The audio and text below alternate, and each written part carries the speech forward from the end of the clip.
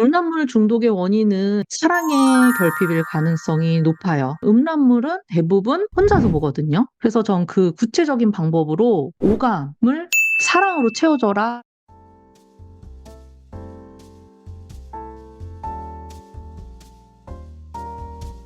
음란물 중독이 아닌가 걱정하시면서 여기 들어오셨을 텐데요. 야동 보는 거 자체는 문제가 아니에요. 많이 본다, 야동이 몇 회라 저장되어 있다라는 기준으로도 야동 중독의 기준을 잡진 않아요. 가장 중요한 건 야동이 소소하게 돌아가는 내 일상을 얼마나 좀먹고 있느냐, 이걸 한번 살펴보셔야 돼요. 여기서 일상이라는 거는 야동 아닌 취미, 사람들과의 뭐 만남, 데이트, 성관계 등이 좀 시시하고 흥미가 떨어졌다고 느낀다면 야동을 많이 본다 라는 것을 넘어서 더 심각한 야동 중독의 위험 신호라고 볼 수 있어요. 야동이 내 삶의 일부로서 즐기는 것이지 내 삶을 이루는 영역을 금식하고 있는 것만큼 위험한 게 어디 있겠어요. 하루에 작은 과자 한 봉지 먹는 거 소소한 낙 같은 게 될 수 있죠. 그런데 과자같이 자극적인 음식만 자꾸 먹다 보면 어때요? 건강한 음식이나 식사를 제때 챙기기가 어려워질 거예요, 아마. 그 소소한 낙이 너무 좋다고 계속 과자만 먹다 일상적이고 건강한 식생활에서 점점 멀어지고 있는 거라면 그건 중독적인 거라고 볼 수 있는 거죠. 음란물 중독인지 아닌지 판단할 수 있는 기준이 있을까요? 네, 여기 국제 트라우마 협회에서 제시한 음란물 자가 진단 기준 표를 보시면서 좀 더 객관적인 수치로 알아보실 수가 있어요. 음란물 중독의 원인은 뭔가요, 선생님? 음란물 중독의 원인은 제가 볼 때 사랑의 결핍일 가능성이 높아요. 사랑이 결핍됐는데 왜 음란물에 중독이 되느냐? 결핍이라는 것은 결국 그것을 대신해줄 무엇으로 채우고 싶다는 방향으로 흘러가요. 음식, 쇼핑, 뭐 과도한 성관계 등등 많은데 음란물로 채우려는 것은 음란물만이 가지는 특성을 생각해 보시면 될 것 같아요. 자, 보시면 음란물은 대부분 혼자서 보거든요. 누군가와의 접촉이 필요 없다는 거는 누군가와 접촉할 자신이 없다는 반증이기도 해요. 내가 무엇을 하기에는 좀 자신이 없어 라는 마음이 숨겨 있을 수 있어요. 그래서 이렇게 결핍된 사랑을 혼자 음란물로 해결하고 있는 거고요. 결핍된 사람은 늘 심리적으로 목이 마르기 때문에 무언가를 계속 갈망하는 상태가 되거든요. 갈망하는 건 사막에서 목이 마른 상태랑 같다고 보시면 돼요. 그럼 사막에서 목이 마르면 이게 깨끗한 물인지 아닌지 판단이 잘 설까요? 아니요. 당장 물을 마실 수만 있다면 나의 모든 것을 다 주고서라도 물을 구해서 마실 거란 말이죠. 이게 또 음란물 중독의 패턴과도 유사해요. 갈망하는 상태에서는 사람은 참을성이 없어져요. 사랑이 결핍이라면 사랑으로 채워야 하는데 사랑을 만들어가는 과정이 빨리 되던가요? 사랑을 만들려면 뭐 동호회든 어디 가서든 살펴보다 썸 타고 공들이고 사귀게 됐어도 아주 빨라야 일주일, 뭐 한 달? 이렇게는 걸리지 않나요? 근데 이게 뭐 다 성공하는 것도 아니고 중간에 실패하는 경우도 많고요. 하지만 음란물은 즉각적인 만족을 주잖아요. 그것도 아주 근원적인 성적인 접촉을 보여주는 거고요. 여기서 또 중요하게 봐야 될 거는 음란물은 보여주는 거라는 거예요. 목마른 사람한테 물을 그냥 보여주는 거하고 똑같아요. 목마름이 해결되는 진짜 물을 마시는 게 아니라는 거죠. 그러면 계속 목이 마르게 되고 또 찾게 되고 또 음란물을 찾다 보면 보던 게 또 시시해지고 그래서 점점 좀 과학적이고 자극적인 걸 찾게 되는 거죠. 이러면 뭐가 문제가 되냐면요. 뇌도 강한 쾌락에만 반응하는 중독적인 뇌로 변하게 되는 거예요. 그래서 점점 더 많이 자주 강한 것들로 음란물을 봐야 하는 끊거나 줄이기가 어려운 상태가 되는 거죠. 네, 여기에 제가 질문을 드리고 싶은 게 있는데, 여성들이 이런 얘기를 많이 하세요. 결혼을 했는데, 또 연애를 하는데, 나랑 관계를 하는데도 야동을 매일 봐서 깜짝 놀랐다. 사랑이 결핍되어 있기 때문인 걸까요? 결혼을 하고 연애를 하는 중인데도 그러면은 사랑이 채워져 있는 상태 아니냐. 그런데 음란물에 중독이 돼 있는 상태처럼 왜 그러냐라고 궁금해 하실 거예요. 근데 사실 이런 분들은 저희 말로 하자면은 피상적인 연애나 결혼 생활을 하실 가능성이 좀 높아요. 여기서 피상적이라는 거는 사람들이 그냥 성관계를 한다든지 데이트를 한다든지 이런 행동들은 하는데 사실 내 마음 안에서 공허해서 내가 정말 이 사람을 믿을 수 있을까라는 강한 신뢰나 만족감 이런 것들은 사실 깊은 곳에서는 느끼지 못하고 있을 가능성이 좀 있어요. 야동 중독이 사람의 마음에 어떤 영향을 주나요?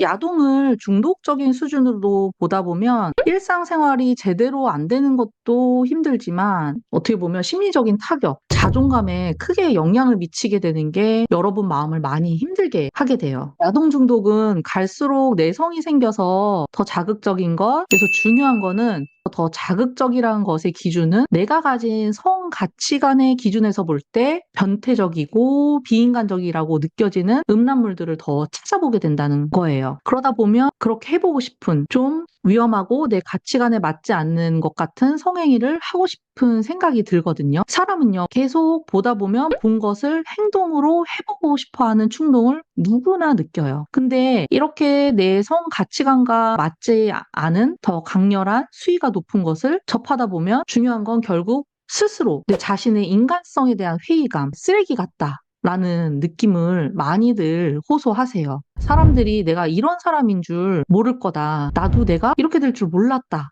라고 하시면서 내 마음에 상처를 입는 것, 결국 자존감이 떨어진다는 게 가장 심리적으로 큰 타격을 받는 부분이죠. 야동 중독에서 벗어날 수 있는 방법이 있을까요?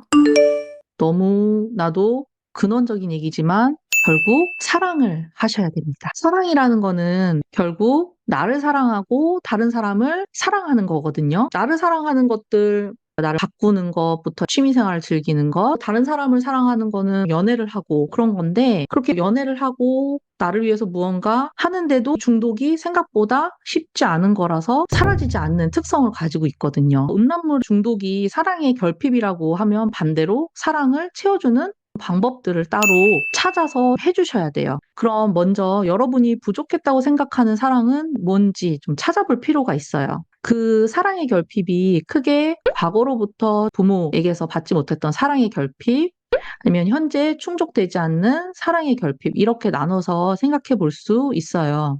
만약 과거로부터 부모에게서 충분히 인정받거나 보호받지 못했던 사랑의 결핍이면 지금 부모가 만약에 그랬구나, 미안하다 해주면 채워질 것 같으신가요? 아니거든요. 오히려 그런 말 들으면 막 분노하는 마음, 진작에 그렇게 해주지, 이제 와서? 이런 분들도 많아요. 그리고 과거에 결핍이 없더라도 현재 사람들과 어울려도 공허하고 이성을 사귀어도 사랑을 충분히 주고받는다.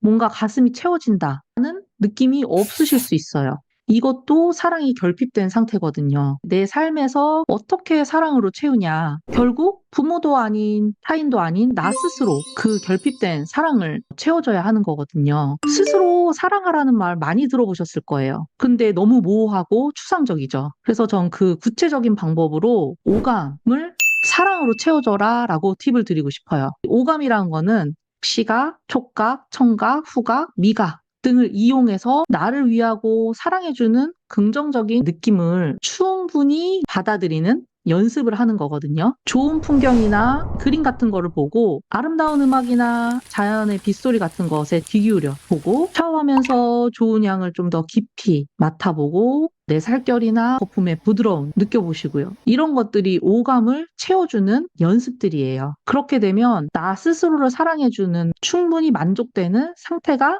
만들어져요. 다시 말해 중독된 신경 네트워크의 내가 아니라 새로운 긍정적인 것들로 사랑이라는 네트워크를 다시 만들어주는 작업을 하는 거예요. 내가 사랑스럽고 긍정적이라고 느끼는 것들을 보고 느끼는 시간을 일부러 안 드시고 확보하셔야 돼요. 음란물 중독의 경우 자의 중독도 같이 따라오는 경우가 많은데요. 성기로 집중되고 둔감해진 감각을 자꾸 괴롭히기보다는 위에서 얘기한 나의 신체 부분 중 다른 곳을 섬세하게 느껴보거나 부드러운 거품 아니면 젤 같은 걸 이용해서 잊고 있었던 감각을 부드럽게 깨워보는 거죠. 그리고 이렇게 스스로 충분히 사랑을 주는 상태에서 나를 아껴주고 사랑하는 좋은 사람들을 만나서 꼭 이성이 아니어도 되거든요. 사랑을 주고받는 경험을 하라고 말씀드리고 싶어요. 그런데 모르겠다. 아름다운 것을 봐도 별 감흥이 없어요. 섬세한 감각들은 잘 안 느껴져요. 하시는 분들이 계세요. 그건 이미 뇌가 도파민에 중독된 상태라고 볼 수 있어서 혼자서는 좀 해결하기 쉽지 않은 거라 전문가를 만나시라고 말씀드리고 싶어요. 또는 사람을 만나고 마음을 나누는 것이 힘들다. 한마디로 대인관계에 흥미도 없고 자신도 없고 힘들다. 아니면 나를 사랑해주는 사람이 있는데도 야동이나 자의중독이다.